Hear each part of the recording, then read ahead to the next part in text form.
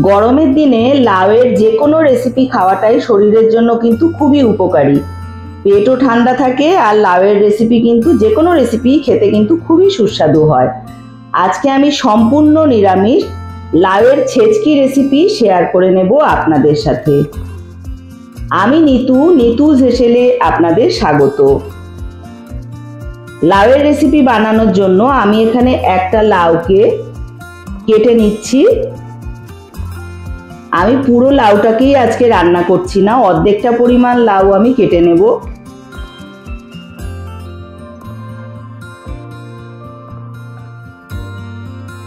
লাউয়ের খোসা ছাড়িয়ে নিচ্ছি।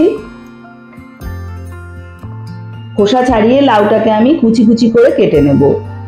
আর লাউ কিন্তু কাটার পরে ধুলে প্রচুর পরিমাণে জল টেনে নেয়, আর সবজিটা যখন আপনারা রান্না করতে যাবেন তখন কিন্তু প্রচুর জল ছাড়বে। সেই জন্য লাউ রান্না করার সময় কেটে নিয়ে খোসাটা ছাড়িয়ে আগেই ধুয়ে পরিষ্কার করে নিতে হয়, তারপরে লাউটাকে কাটতে হয়। তাতে করে লাউ কড়াইতে দিলে কিন্তু জলটা কম ছাড়ে। আমি লাউয়ের খোসা ছাড়িয়ে আগেই লাউটাকে ধুয়ে নিচ্ছি ভালো করে। বেশিক্ষণ জলের মধ্যে রাখবো না, আমি একটু সময়েই লাউটাকে ধুয়ে জল থেকে তুলে নেব, যাতে লাউটা জল না টেনে নেয়। এমনিতেই লাউ হচ্ছে একটা জল সবজি।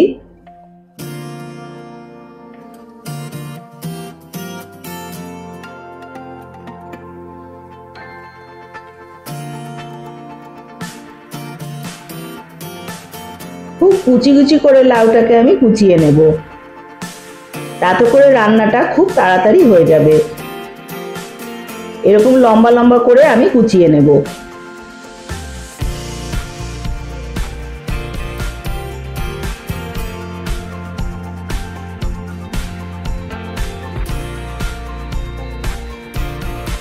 পুরো লাউটাকে আমি কুচিয়ে নিলাম, লাউ কাটা রেডি।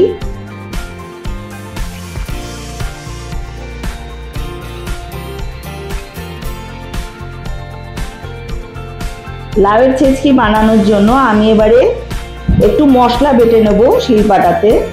শিলের মধ্যে আমি 1 চামচ পরিমাণ রাঁধুনি আর একটা কাঁচা লঙ্কা দিয়ে জল ছিটিয়ে দিয়ে আমি রাঁধুনিটাকে একটু পেস্ট করে নিচ্ছি। বেশি কিছু মশলা লাউয়ের ছেচকিতে দিতে লাগে না, অল্প একটু রাঁধুনি। আর আমি যেহেতু ঝালটা কম খাই, ঝালটা আপনারা যে যেমন খাবেন সেই বুঝে লঙ্কাটা দিয়ে দেবেন। আমি মসৃণ একটা পেস্ট বেটে নিচ্ছি। এই বাটা মশলা দিয়ে যে কোনো রান্নাই স্বাদ কিন্তু দ্বিগুণ হয়। এখন তো আমরা সময়ের জন্য সবসময় মিক্সিতে পেস্ট করে নিই যে কোনো মশলাকেই, কিন্তু এই শিলপাটাতে বাটা মশলার স্বাদ কিন্তু একেবারেই আলাদা হবে।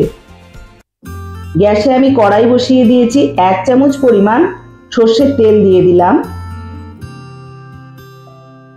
তেলটা একটু গরম হলে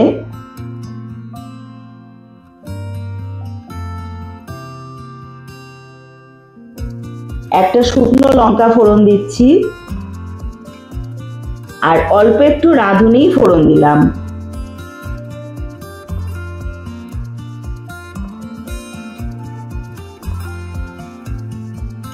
ফোড়ন ভাজা হয়ে সুগন্ধ ছাড়লেই আমি কেটে রাখা লাউগুলোকে দিয়ে দিলাম। ভালো করে নেড়ে ছেড়ে আমি একটু কষিয়ে নিচ্ছি লাউটাকে। শুরুতেই আমি লবণ দেব না, তাহলেই একটু কষানো সম্ভব হবে না, জল বেরিয়ে যাবে। লবণ দেওয়ার আগেই আমি লাউটাকে ভালোভাবে তেলের মধ্যে কষিয়ে নিলাম। এবারে আমি এখানে 1 চামচ পরিমাণ লবণ দিয়ে দিলাম। আর হলুদটা কিন্তু এই সবজিতে খুবই কম দিতে হয়, আমি 1 চিমটি পরিমাণ হলুদ দিয়ে দিলাম।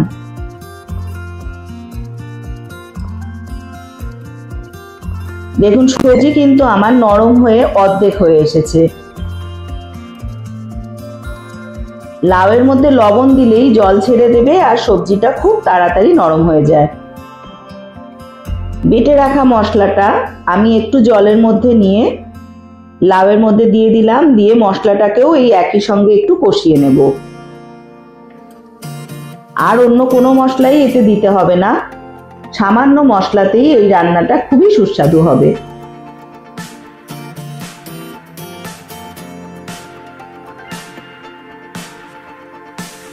লবণটা চেক করেছিলাম, কম হয়েছে বলে আরও 1 চামচ লবণ আমি এই পর্যায়ে এসে দিয়ে দিলাম। আর তার সঙ্গে দিয়ে দিলাম 1/2 চামচ পরিমাণ চিনি।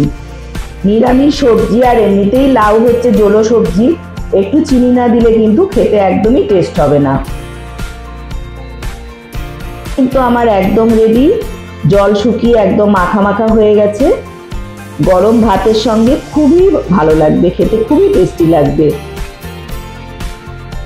সুস্থ থাকবেন, ভালো থাকবেন। আমি নিতু আবার আসছি পরের রেসিপি নিয়ে।